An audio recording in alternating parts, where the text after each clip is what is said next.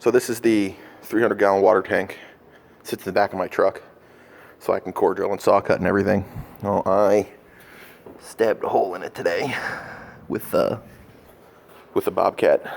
Got a little overzealous loading shit in the back of the truck, and I think I pushed the end of my shovel into it and poked a hole in it, so now it leaks.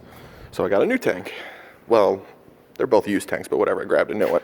But before, had to put the sump pump in through the top, right? There's a hole here. This had a 5-inch threaded collar on it that had a lid that screwed on to keep everything inside. But nobody makes a 5-inch sump pump. They're all like 7.5 inches.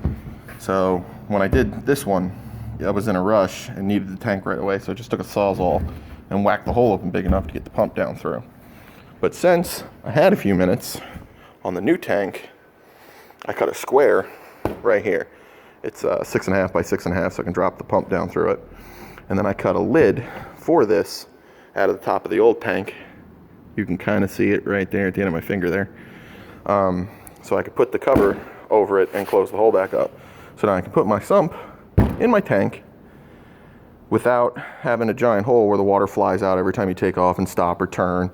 So I could put the pump in and then close it up with this lid. And then the only hole I have in the top of the tank is this little 2-inch fitting right here, which will have a 3/4 inch hose sticking out of it.